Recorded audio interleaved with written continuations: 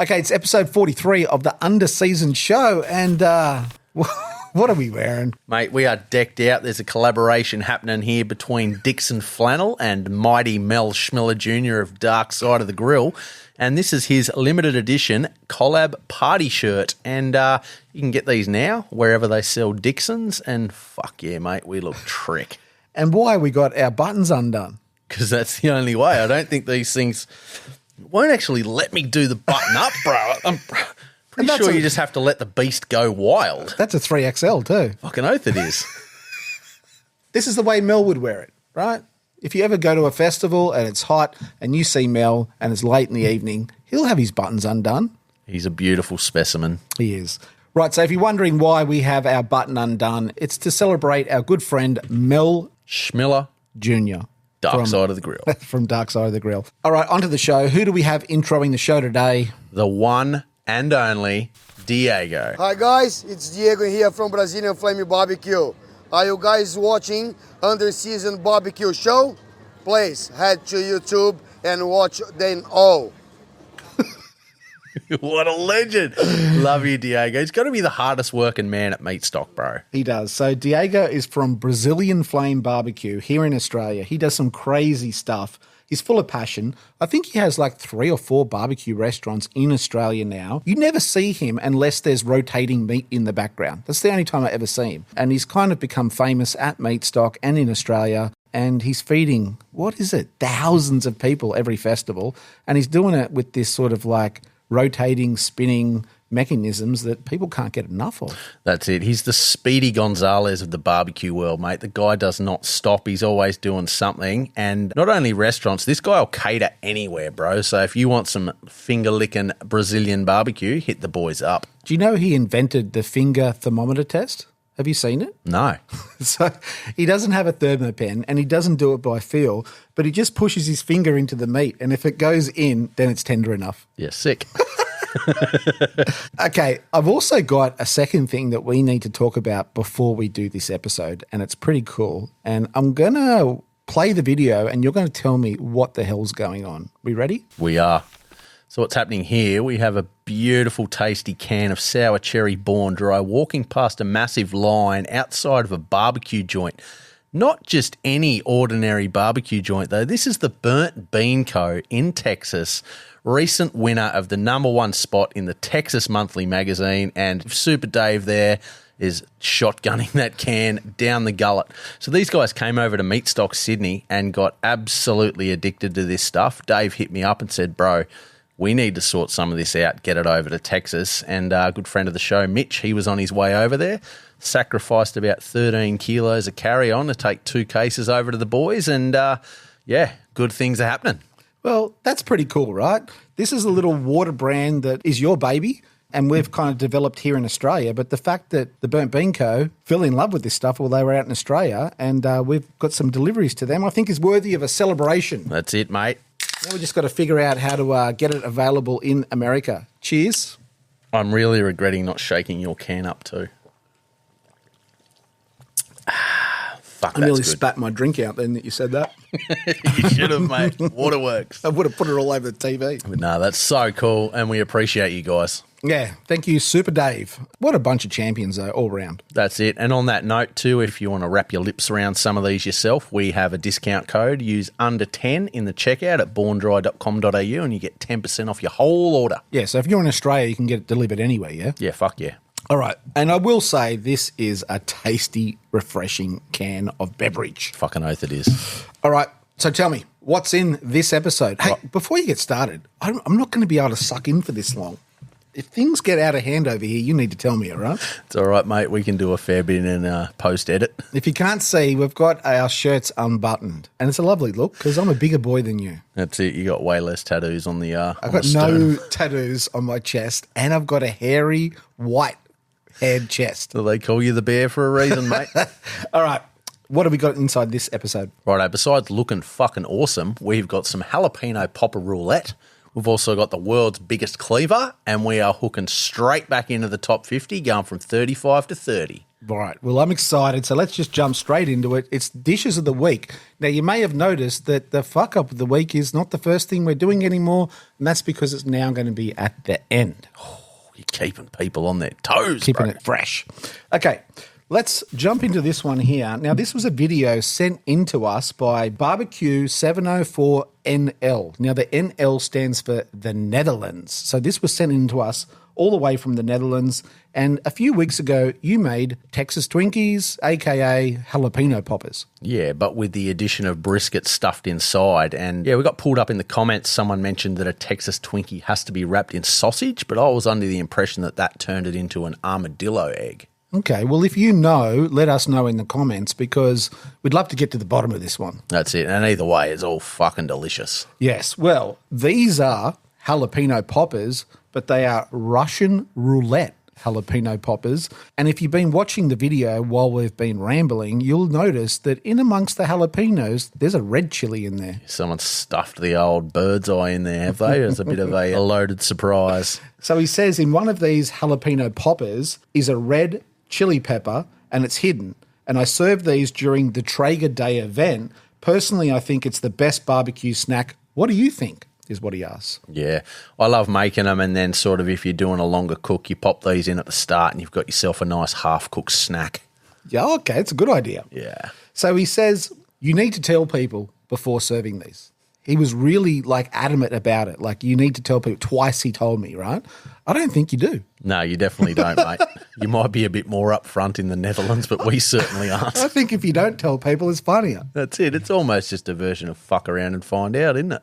All right. Thank you for sending that in. And if you've created something different at home and you want to send it in, then we'd love to get some DMs and share people's stuff on the podcast. And while you're at it, give us a like. And a subscribe. And a comment. Yes. In that order. And money. Okay, let's move on to this one. Tim Rogers sent it in. He says, hey guys, cooked this mean meal. What do you think? Oh, and I forgot to mention, love the show. So he's buttering us up from the start. Fucking oath he is, but that is a good looking spread. Yeah, it's pretty cool. So let's go through it. It's tri-tip with Lane's prime rub, reverse seated on an offset smoker, served with smoked corn, basted in garlic butter, and finished with rum and Q, umami garlic butter, and Parmesan cheese. And that little side up there is Lane's Honey Barbecue Potato Salad, which is bacon, onion, mayo, and salad cream mixed with honey and Lane's Honey Barbecue Rub. That's fucking rad. If this is steak and salad, sign me up. That's it, bro. It's just essentially steak frites reinvented. It's pretty cool, though. It's so good. And I just love what he's done with the sides as well. Yeah, mate, and he's got those two different ways of slicing the tri-tip where the grain changes, and that's fucking 10 out of 10 for presentation. Yeah, you always know someone knows what they're doing when they've got to the point in their barbecue journey where they've started to realise the grain changes and they have to cut certain bits of, whether it's a brisket or a tri-tip, just to get that texture and that mouthfeel in the bite right. That's it, and the consistent bites too, so Yeah. Fucking win. Well done. I think that's a fantastic plate of food and we appreciate you sending that in. That's it, fuck yeah. Keep it coming, eh? All right, the next one no one sent in. I scrolling through my, you go like this through your feed, right? And it stopped me. It's one of those, stops you in your tracks and you've got to read up a little bit more to find out what it's about. And this is it. And it was posted by Scratch Baking CT. And it says, say hello to our new savoury Danish chip and dip. And it's a flaky Danish pastry, which is already bloody good to start with, right? Filled with a scratch-made sour cream and onion dip and then served with potato chips for scooping. It's a bougie cob loaf. That's what it is. So good. I'm fucking making these, bro. How good does it look? Just roll me in pastry and send me away. Every time I eat, I think of things like this and I'm disappointed whatever I'm eating in life isn't this. It's probably also the reason our shirts don't button up. Oh, I don't know. As this episode goes on, I'm starting to get it a bit tighter. I don't know. I'm working some abs up here, mate, from sucking in. I do apologise for what's happening here, by the way. You can't At least your laptop screen's probably covering you up. You can't unsee this. It's all right, mate. There's worse things to lay the eyes on. All right. Are you ready for one of those ones that just touches you right in the feels? The old you're crying, I'm not crying. Yeah, one of them, right? It was sent in to us by Alistair Gibbons. And he says, "You've been inspiring me, lads." He goes, "I thought I'd drop you a few photos. I got divorced 10 years ago." Gets deep, right? And what are we looking at? We're looking at a couple of lads that have sat down for what looks like Dad's cooked dinner. Yeah, so I'm going to paraphrase because his message to us went on for a while. But to paraphrase, he says, "My ex-partner would not feed my two sons properly, so I took it upon myself to teach myself and them about good food. Fuck yeah, what a journey. They were 7 and 9 before they would eat meat. I'll do a book at some stage," he says, "as so many blokes don't know how to cook for kids, but I hope you appreciate the scoff. Cheers, out." Yeah, that's the constant battle, cooking for kids. I mean, I cook every night, and one night my kids love it. The next night you'll do the same thing, won't fucking go near it. Yeah, and anyone who's a parent knows that kids love boring food, pasta, chicken nuggets. It's hard to make them eat anything else, right? That's it, and you've got to try your best to hide vegetables in things too, you know, like puree it all up into a nice tomato-style pasta sauce is a good way to sneak them in there, but yeah, it's all good fun and it keeps you on your bloody toes. It does. So he sent us some of the dishes that he served over the course of these boys' life as they were growing up, and we're just going to scroll through them, but there's some pretty good-looking dishes here. Yeah, mate, I'd be pretty happy if I was getting served hanger steak as a young fella. What about that? There's a bit of... Some seared tuna and some steak frites. Yeah, he's done really well. Oh, yeah, good-looking beef stew. Chicken Wellington, is it? Pork? Yeah. And this last one here looks like a really good... Good scallop potato. This is the boys today. Fuck yeah. Well fed now. So he says... Look at those pigs in blankets in the middle there. Fuck yeah, nice rare roast beef up the back. You've done well, mate. Yeah, look how happy he looks too. Yeah, that's it. So he goes, "I would post photos on Facebook so that the kids would see comments from our friends, and soon they just stopped eating pasta and they were kind of into the food that he was serving because other people thought it was good." Wow, you're depriving yourself of so much joy by not being adventurous eaters, aren't you? So what he did say, he said they were thin kids and now they are tall, grown men. As you know, food is culture. I'm not quite sure what that means, but I get the overall drift of it there. I deprived myself of really good food when I was young because my mum was a vegetarian and couldn't cook. Yeah, right. That's a pretty bad combo. Plus, didn't you grow up in Sydney? Plenty of fast food options. I don't think we could ever afford fast food, to be honest, when Yeah, we were young. So when I got into my later years, I really got into food. You know, you often see a lot of kids that just don't want to eat anything other than normal things, and some of them grow up into adults that are the same. Yeah, no, I try and preach it to my girls, you know, don't fall into the mentality that you don't like something without trying it. At least give it a chew and, you know, it might grow on you because, mate, especially at our age, I mean, what do you base your holidays on now? You basically, yeah, exactly Food. right. Like it's just, there's so much good stuff out there. Yeah. But, I mean, we just might be the odd ones out, mate. Well, we appreciate you sending that in to us, and I think it's a fantastic story, and congratulations on learning how to cook, teaching your boys how to cook, because it's something that they're going to teach their kids too. That's it, and it's a great bonding experience too. Well, split marriages are difficult, and the fact that they could sit down, bond over a meal is one of the pleasures in life, I would say. I agree. Yeah. Okay, moving on. Failed or nailed. It's Have we back, done one mate. of these in a while? Oh, it's been a couple of weeks, I think. The old top 50 sort of been jamming the feed. All right, well, we're going to sneak this in before the top 50. So failed or nailed. I figured sometimes I'm kind of like throwing you under the bus by not giving you some context. So I'm going to give you a little bit of context for this particular segment. This one was posted by something, and it's pork belly smoked like a brisket. Nailed. You're quick on that one. Mate, I'm a fan of doing pork belly this way because I'm more of a savoury guy when it comes to my fattier pork. He says, this is 13 pounds of Costco pork belly. I trimmed more fat than I wanted when I took off the skin. It's just salt and pepper to season. Turned out great. That's a great bark for just salt and pepper. On the bark, he goes, I think I smoked it at 350F. I'm not sure because my gauge is broken. He's got a pellet grill and apparently little LED's not showing up right anymore. He said he smoked it for 90 minutes unwrapped and then another hour wrapped and then an hour to rest. So it's a quick cook, right? I think he's more up around 450 than 350, but fuck, that's a result. I'm into that. And I mean, there's still a good bit of smoke ring on the bottom there where he's obviously cooked it fat side up. And yeah, I'll be happy with that, bro. Yeah, so it looks pretty good. So it's a win? Fucking nailed. Nailed. Nailed. All right, let's move on. This one was posted by Spicy Beef Chow Fun. And he says, my first torch job with real meat. Torch job. Okay. That's your clue. It's looking good. I mean, that crust is great. I'm going to say nailed. It's cooked consistently, coast to coast, rare, medium. Fuck yeah. It looks perfect. It almost looks too perfect, and I'm going to explain why. He goes, this was over a pound, and it's a 1-inch thick, top choice, ribeye, salt and pepper.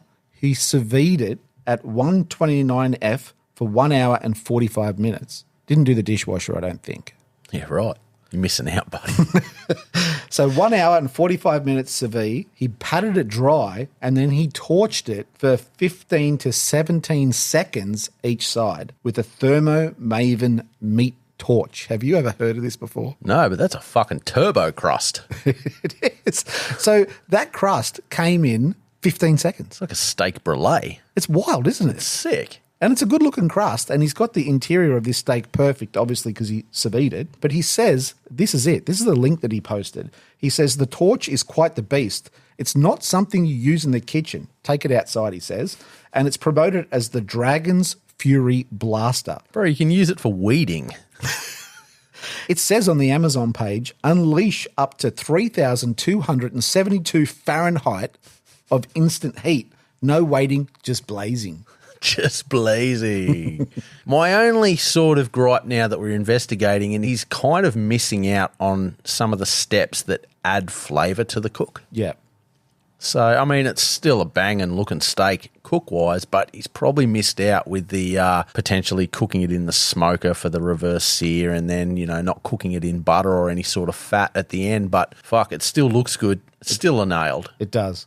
So the Amazon listing also said that you can use this to ignite charcoal and campfires and grill meats and woodworking projects. It's very versatile. Yeah. I think you're right. I think that he's got the texture on point. He's got the crust on point, but he's probably missing the flavour. Yeah, and only seasoning with salt and pepper too. You're not going to get any sort of flavour profile, but fuck, he's probably a vanilla guy. Well, there's a lot of people and famous steakhouses for that matter around the world that do just let the meat do the talking with salt generally and sometimes pepper, and they're not putting fancy rubs on it. They're not reverse searing them. Maybe the quality of the meat shines through and you don't need to do all this other stuff. Yeah, maybe we're wrong. Don't know. What do you think about that? Would you rather reverse seared steak with a good rub on it, or would you rather it just be natural and let the meat do the talking with a little bit of salt and sous vide it? Yeah, that's it. At least you're always going to get consistency with your doneness if you're sous videing. Yeah. But pretty interesting, this turbo torch or whatever it's called. Yeah, that's it. Okay, moving on. This one was sent in to us by Christ K421, and he goes, this is my submission for failed or nailed. He's asking you, and he says, I'm from the UK and I've got an American neighbour from Memphis, so I took it upon myself to learn how to cook smoked meats. Well, it's either a fucking trick or it's nailed. It's nailed, isn't it? I'm waiting for the punchline here. What went wrong? Nothing. And to add to my surprise, he says, I bought a Kamado Joe. He's off to a decent start, right? I cooked some beef short ribs. That was his test. This is his first brisket ever and his second cook ever.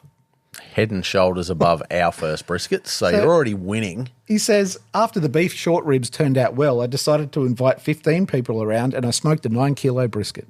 That's fucking going from woe to go straight up, though. Like, you know, I've cooked one thing, let's get the fucking neighbourhood around. But that's it. Good on you. You had a crack and you fucking smashed it. So he says, my cook time was 17 hours. So I'm guessing he's cooking it at 225.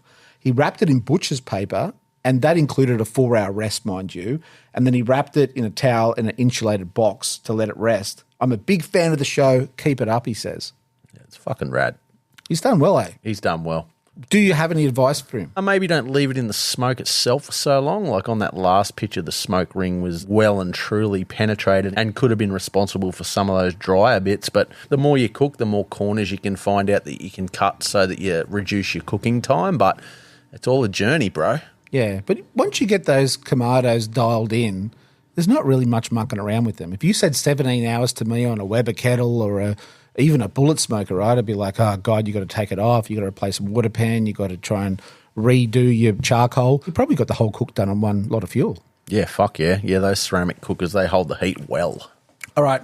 He's done really, really well. 4 hours. I feel like if you're holding a brisket in a, let's just say it's a Yeti cooler or any cooler, and you've got it wrapped in a towel, I feel like 4 hours is about enough.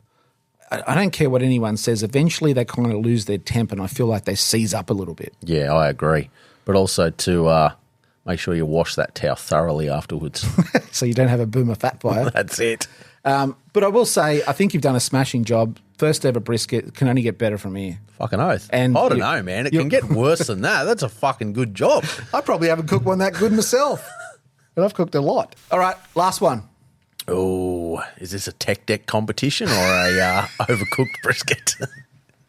Looks like a tech deck. Look, he could have done himself a bit of a favour by slicing it thinner, but if we're on a competition spectrum, that's probably a fail. But fuck, let's be honest, it looks like he's cooked brisket for his son, so I'm going to go the nostalgic heartstring and say it's still borderlining into the nailed. Well, I'm going to call this one a failed just because that thing looks like a nice – you could use that as a shelf somewhere in here, right? If you had a scratchy, you could use it to scratchy your numbers off to win the lotto. Chris Cray sent this in to us, and he says, I got no info. It popped up in my feed. I thought I'd share it with you. So we have no info or background on it either. You might be right. We should be being nice because it looks like he's cooked some brisket for his son, but maybe don't do the finger test if it looks like a plank of wood. That's it. If you had to align that in a still image and just, sprayed a bit of water on it to make it look still juicy, you probably could have got away with it, but that's holding its own. No, but if you needed to level a pool table, you could bring this out. Or if your table was wobbly, you could put it under one of the legs. Let's move on. We've got some news. Send it. Send it. Okay, Seth Perkins from the Bearded Butchers. He has 3.4 million subscribers on YouTube and over 1 billion views. Fuck, send some fucking subscribers our way, brother. Yeah, help us out, Seth. He says, is this the world's largest meat cleaver? It fucking looks like it. So what we're looking at here is a huge meat cleaver. In Australia, we're famous for big things, right? We've got a big pineapple up the road. Yeah, we've got a big merino ram with massive set of nuts in Goulburn. We've got a big banana about 2 hours from where we are. We do, mate. And a big oyster. There's a big oyster. There's a big prawn up in Ballina. Yeah. But knowing these guys and how crazy they are, they've probably used this cleaver at some stage. Like they've probably grabbed like a half of a cow each and just run at it and tried to split the fucking beast because these guys have some fun with their work. They do. So he says in the caption, swing by the Bearded Butchers headquarters and check it out. Huge thanks to Lockhart Ironworks for creating this amazing piece of art. If you see a bigger one, let us know. So he's not even sure if this is the biggest, but it bloody looks like a huge, big meat cleaver right at the front of their factory. Well, it won't be for long if Wayne Dill's watching the show. That's your next after the helicopter, mate. Big cleaver. Did you know on my way to Lockhart last time, I looked up on like Google Maps attractions and I found the world's biggest shovel. Yeah, right. And I went and had a look at it. And to be honest, it was a bit of an anticlimax, but I have a photo next to the world's biggest shovel, just outside of Lockhart. Did you dig it? Yes, we can. Okay. Let's move on. Top 50. We're back in there. Hopefully you can take us seriously with our, geez, it just keeps getting wider and wider as the episode goes on. It's because I'm manifesting it to be completely off by the end of the show, mate. All right, again, we're wearing party shirts and they're unbuttoned. It's a great look. You can pull it off because you got chest tattoos. I don't think they need reminding, bro. Okay. All right. Let's continue with our top 50 most influential people in barbecue countdown. As of today. Yep. Let's go through it. Number 35 is Chris Lilly, the reigning gentleman of competition barbecue. Yeah, right. You know much about Chris? I do not. Have you ever seen a chicken and when they lift it, it's got all that white sauce all over it and someone's holding one of those Alabama white chickens? Yeah. He's the man that made that famous. He's the man. Well, I think he's the man that made it famous. I don't think he's the man that invented it, but he certainly has made it famous in the modern era. Yeah, cool. Alabama white sauce. So he's the pitmaster at Big Bob Gibson's barbecue in Decatur, Alabama, and he's famous for the white sauce and the whole hog. He's the 5-time overall barbecue champion at Memphis in May. So he's won 5 times overall, which is a crazy achievement. If you ever do go to Memphis in May and you go to his stall, he's got trophies everywhere. But that's quite the achievement. I don't even know if anyone's won more than 5 times. Maybe Melissa Cookson, but He has won it 5 times, which is super, super impressive. He's featured on Barbecue Brawl. He's been on the Today Show 14 times. And he's also won the American Royal. So he's one of the few people that have won 2 different World Barbecue Championships, which I think means something. It's important. Oh, it certainly does, because Memphis in May is obviously heavily pork orientated, isn't it? Yeah, it's very specific, and I feel like sometimes people can overachieve at that event because it's very specific and they get a format dialed in. And I think that it's hard then to go to a different competition like the American Royal, completely change the format and what they're doing and also succeed there. So that's sort of the reason why he's so high up on that list, because he has nailed both those things. Fuck yeah. Okay. He's authored 2 cookbooks. He's the ambassador for Kingsford Charcoal. He's appeared on a ton of barbecue festivals as guest pitmaster. And that photo, I think he's at the big grill there in Ireland, in Dublin. So that's Chris Lilly, number 35. Fuck yeah. High up in the list for someone I'd never really heard of. So yeah, I'm enjoying it, mate. I'm learning heaps. Yeah. And look, he mixes cookbooks with restaurants, with competition success, with being a guest pitmaster. I mean, that's why he's in front of a lot of people on this list. Fuck yeah. Okay, number 35. It is Chuck Matto, a.k.a. Chuck's Flavor Train. Yeah. Flavors are packing, never lacking. I think that's his saying. He has 3.5 million followers on TikTok, Instagram, and Facebook. Big numbers. That is. This guy just emits the best aura. Like, he is a real, I think when he was in the Al Fragoni's competition, they called him the mouth of the team because he was just basically emceeing the whole thing they were doing. Wow. He's his own speaker box. That's it. Okay. He was a contestant on Fire Masters and Barbecue Brawl. He's a brand ambassador for brands like W Sauce, Jealous Devil, and Knob Creek. And he's been a special guest at barbecue events, including the Key West Invitational and Grill and Chill. And that's number 34, Chuck's Flavor Train. Fuck yeah. That's him at the Open Fire meetup there, isn't it? Yeah, it looks like they've cleaned up the 2024 one, 3rd place. But yeah, choo-choo, all aboard the Flavor Train. Okay, number 33 is Fred Robles. Have you heard of Fred before? No, I haven't, mate. This is exciting for me. You're about to get educated because this guy is a legend. So he is a championship-winning pitmaster and he's the founder of the Champions Barbecue Alliance. So we're going to get to that in a minute, but he's won 95 Grand and Reserve Championships in barbecue, including the World Food Championship, the American Royal Open, and the San Antonio Rodeo. They're huge events.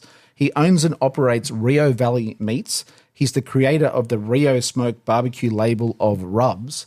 And more important than even all that, the fact that he has also founded and is the president of the Champions Barbecue Alliance, aka the CBA, and they oversee more than 120 barbecue contests annually. Wow. This guy's impact on the community is pretty big. Just in case he wasn't busy enough, he wants to go there and try and manage a bunch of backyard barbecuers.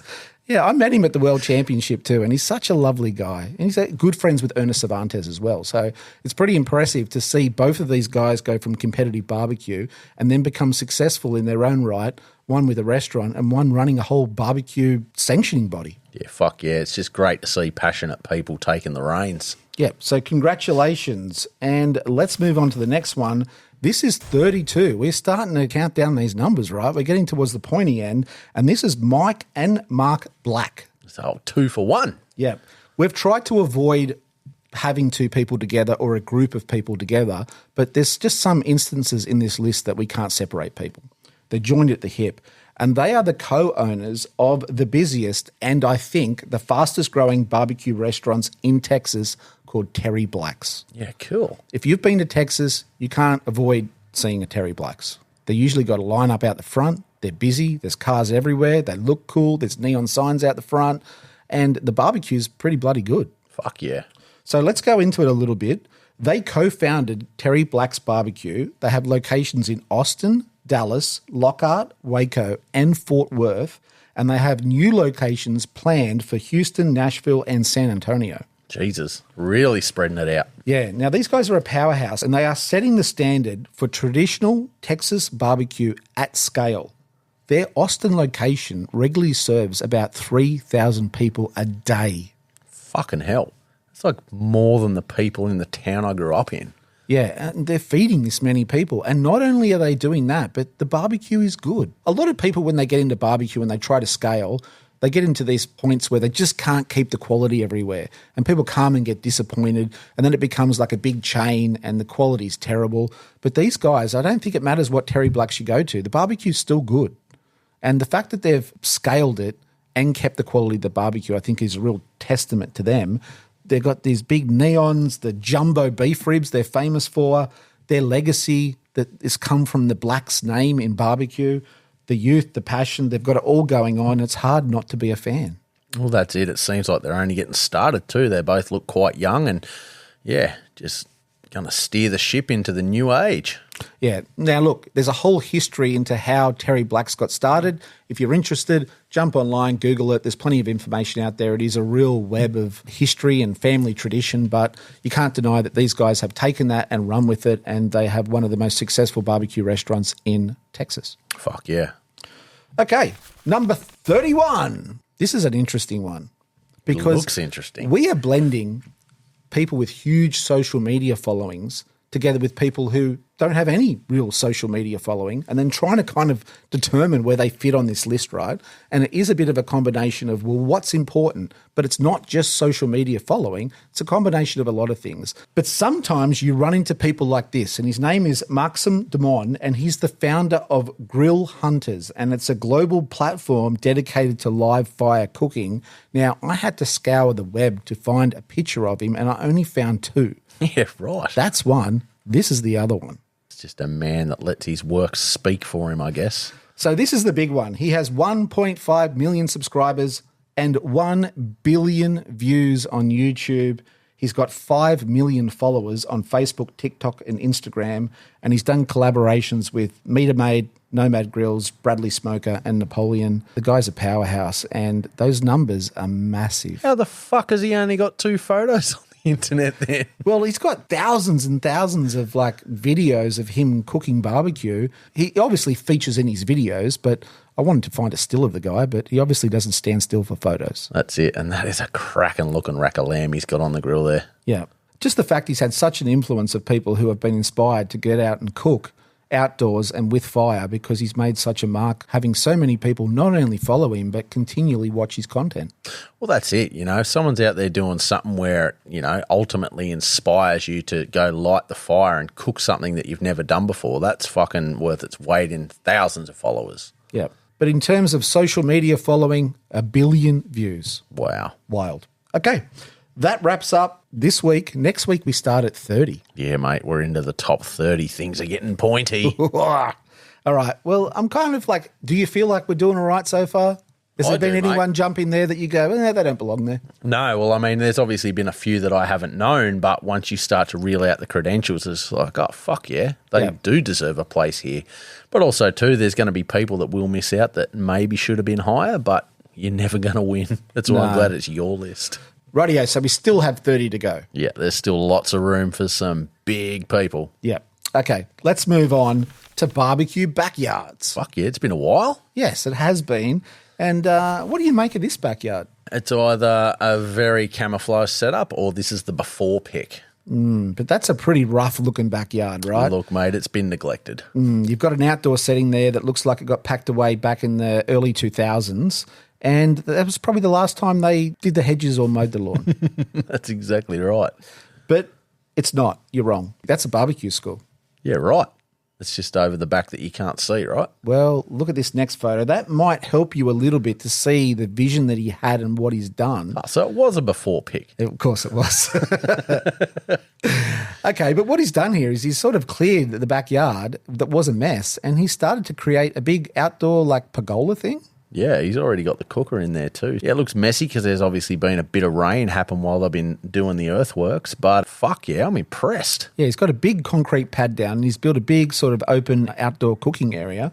This is the final photo. It's a good size yard, isn't it? It's a good size. Look, it looked deceptive. When I first saw the photo, I'm like, you can't do much with this. But now that you've seen the final product, describe what we're looking at, because for me, that is a really cool outdoor kitchen. Mate, we're looking at everything. There's a Gosney there, there's a perilla, there's an offset, there's eggs everywhere, there's kettles, there's a beautiful undercover cooking area. It looks to be a little bit of a bunkhouse over to the side there, and mate, This is fucking cool, as. That's awesome. So this is it. It's a proper barbecue school. Now there's going to be a test at the end. So you should really pay attention to these photos, right? Because I'm going to give you a test at the end, but more about that later. So this is the Smoking Elk Barbecue School based in Hampshire, England. Yeah, sick. It's rare to have a fucking yard that big in the UK. You've lived over there. Is it a rural kind of setting or not? It probably would be. Everywhere I went, like West Yorkshire and then down in Cornwall, no one had a fucking yard. Right. Well, he's got a big backyard and now he's got his own barbecue school. Bloody So oath. I'm going to flick through some of the photos here and you can kind of talk me through them. Yeah, so we've got the little undercover eating area, very important there in the UK because you only get 3 days of summer. There's a bit of an outdoor area with a fire pit. There's fucking red eggs everywhere. You've got a gosling. Oh, fuck, how's that little fucking beer kegger there? That'll keep them lubricated. Beautiful timber work everywhere. You've got some gas plumbed in there for the big braai. More eggs, wine barrels, TV. It is a big braai. It is a big braai. Carved cow skull that everyone got from Thailand. Good spice rack there. Nice open fire pizza oven in the corner. Beautiful woodwork on the kitchen. That's a fucking small sink though. It is a small sink. All right, let's meet the pitmaster. So his name is Elky, and he's from the Smoking Elk. So that's his name that he goes by online. And he says, I got into barbecue watching Man vs. Food. And like that's how I got into it, right? Man vs. Food was like the gateway drug to then watching barbecue pitmasters to then watching everything else, right? But Man vs. Food is kind of where it started for him and me as well. He says, I cooked a dish from every country in the world, all outdoors. I posted it to Instagram one at a time and it blew up. I now have 263,000 followers. Cool. It looks like the barbecue Eddie Hall there for a bit. The beast, the strong man. It does. But yeah. So he says, I quit my job 3 years ago. I was making good money. I think he was in IT. And he says, but this is so much more fun making content and running a barbecue school for a living. He looks like he's having a great time. Mate, you're going to jump out of bed of a morning now. He sent us this poster too of a brisket and he says, I've done over 70 sold out classes and this brisket here is from a Kamado Joe on one of the classes. Not bad bark for hot and fast 5-hour cook, and that looks pretty banging. He hasn't broken eye contact that entire sequence either, and he's still got all his fingertips. I don't know what to look at. Him or the brisket? I'm just looking at your chest. Has it got... I've stopped sucking in, haven't I? Your belly's hanging on the table now. Look at those it is, mate. I've probably got rolls going on. The old Hunya's nibble in the corner of the table. So he says, I teach 2 to 4 barbecue classes a week. That's a busy week. Fucking oath it is. From beginners to themed classes such as Thai and Middle Eastern dishes and, of course, American-style barbecue. Always good fun. My classes are as much about the social aspect as they are the learning. The culture is alive and kicking in Hampshire. Yeah, it's pretty cool what he's done. Super cool. Great outdoor area, really cool, adventurous barbecue classes, and looks like everyone's got a few beverages there as well, which is always good. Fucking oath. Happy days. All right. Remember I said you needed to study this because there was some homework? Yep. So it's another episode of Count the Barbecues. Fuck. So this is where I stitch you up by playing you a video. It's of someone generally walking through an area. There's always lots of barbecues.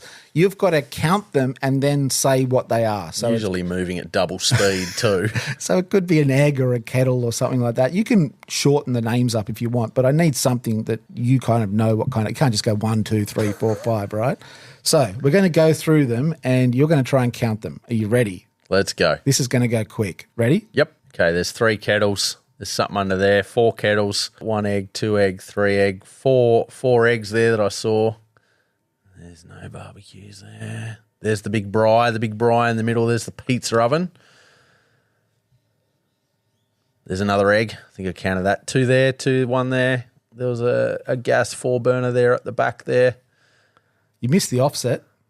No, I'm coming up to that. There's one of them Fuegos, another egg. There's the Perilla, the Gosney. There's the offset. There's the gravity-fed master build. Another Gosney. Fuck, this guy's may as well just be a barbecue showroom. Oh, there's a proper sink. I'm happy about that ending. So that's the sink he was hiding around the back there, but that's a lot of barbecues. You did well.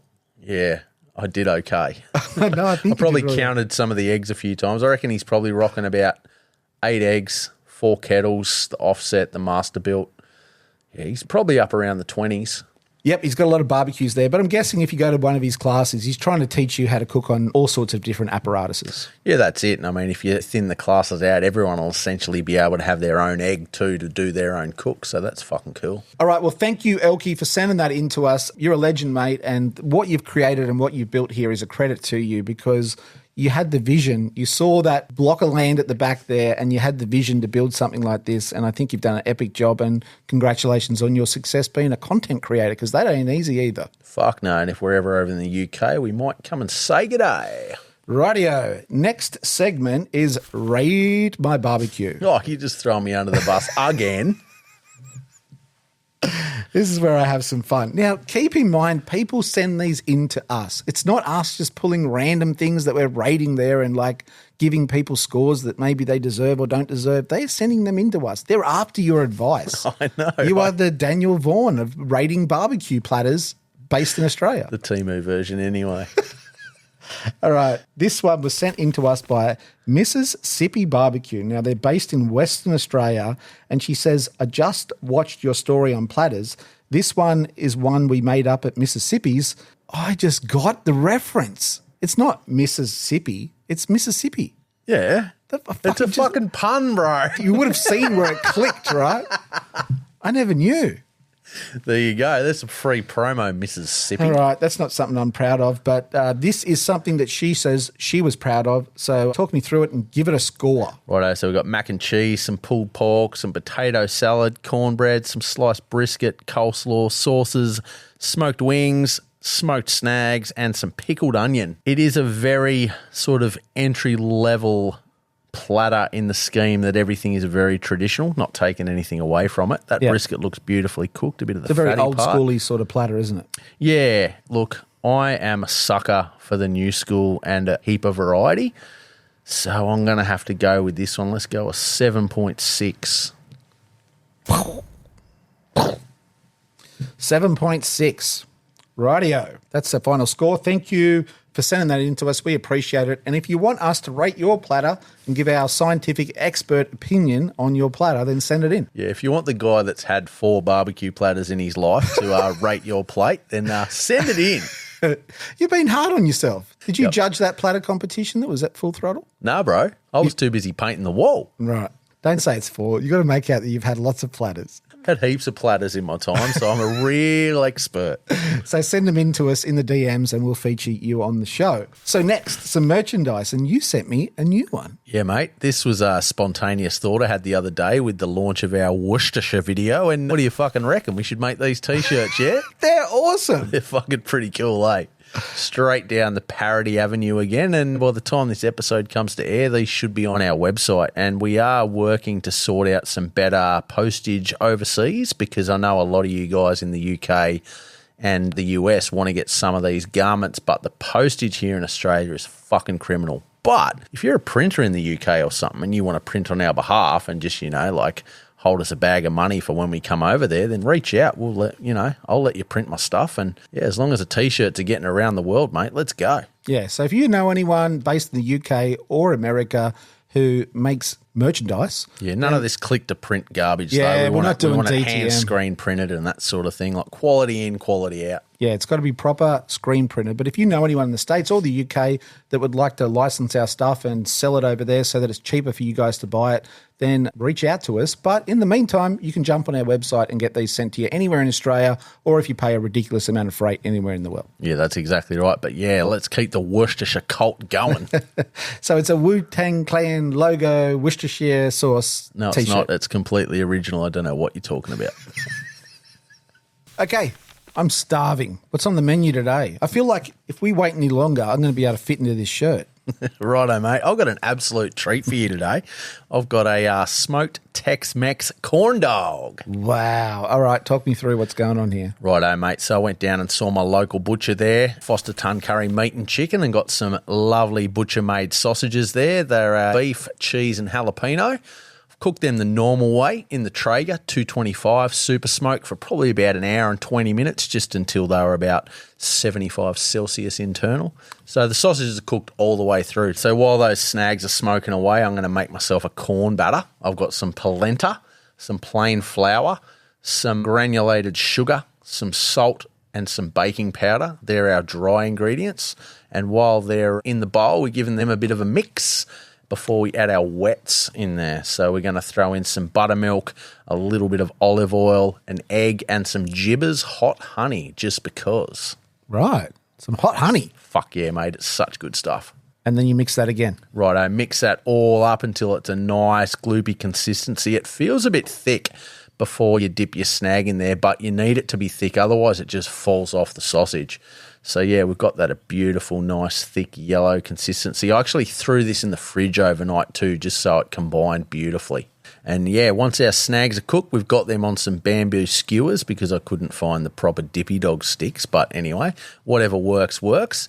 So then once we got our sausages, we've rolled them in some plain flour just so that the corn batter can bond to it. Then making sure we've put enough batter in our Yeti because you want something nice and slim. Otherwise, you have to make too much batter. Mix it up, pull it out, and that thing should be dripping. Look at that. Yeah. Oh, she's thick. She's thick. Then put in a nice hot pot of oil at about 180 Celsius, 350 Fahrenheit. And these things probably only needed frying for about 4 minutes just to get the colour right because the sausage is cooked all the way through. You don't need to worry too much about overdoing it. And we're going to serve them today with some Big Red's OG barbecue sauce, mate, proper carny style, and let's hook in. Oh, I'm so excited. Get the stunt cam ready. Let me get this stunt cam out. Rightio, let's see what we're playing with here.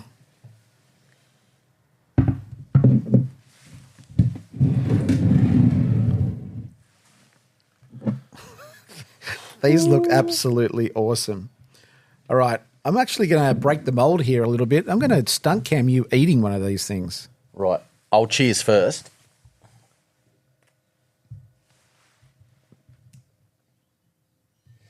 All right. I want to see that cross section.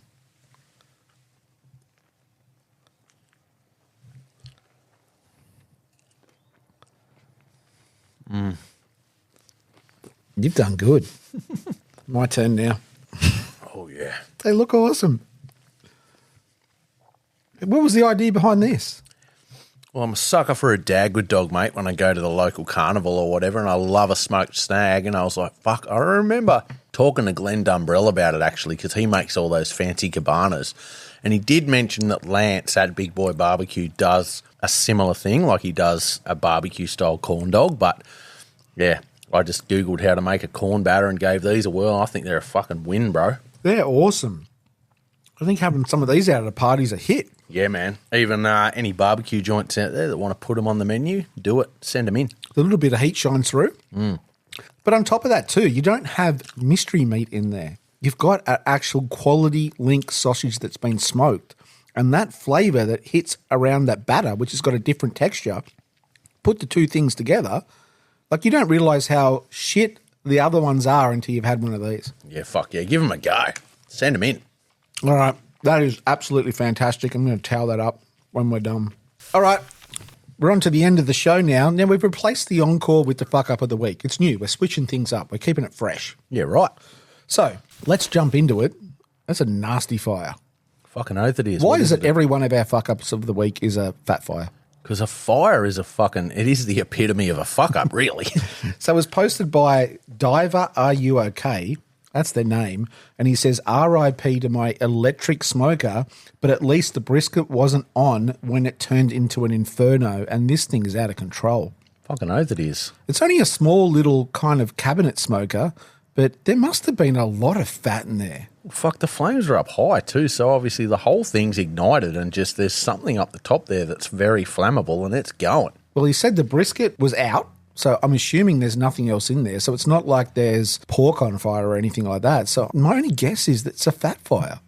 Yeah, right. What else would be flammable in there? Not sure, mate. All right. So he says, and this is the scary part, this is what freaked me out a little bit. He goes, I emptied 2 chemical extinguishers, both got used, but it was still happily chugging away after all the white stuff have gone from the fire extinguishers. So the 2 fire extinguishers wouldn't put that out. And it's not even a big fire. Yeah, right. Maybe it was an expired extinguisher and that's what's caught fire. I don't know. That's it's all scary. I can think of. If you know what is going on here, let us know in the comments. And on that note, leave a comment, leave a like. All those things go a long way into helping us get the podcast out there. But we're doing pretty good on Instagram. Yeah, mate, we're killing it. We're up over 50K now. And the main thing is we're having fucking heaps of fun. We are. And we appreciate people reaching out to us in the DMs, chatting with us. We try to reply to everybody. We try and put a lot of people's stuff that they send in to us on the podcast. But sometimes, we get busy and all of a sudden you get bounced to the bottom of our DMs. So if you are sending some stuff in and we haven't put it on the show yet, keep sending it in or send us some new stuff as well. So we encourage you to get involved because, to be honest, we get inspired by your feedback, right? That's it. We're here to build a community and make it even stronger. So the more input you give us, we'll fucking run with it. All right. On what day next week will we be counting down from 30 to 25? I reckon it'll be see you next Tuesday.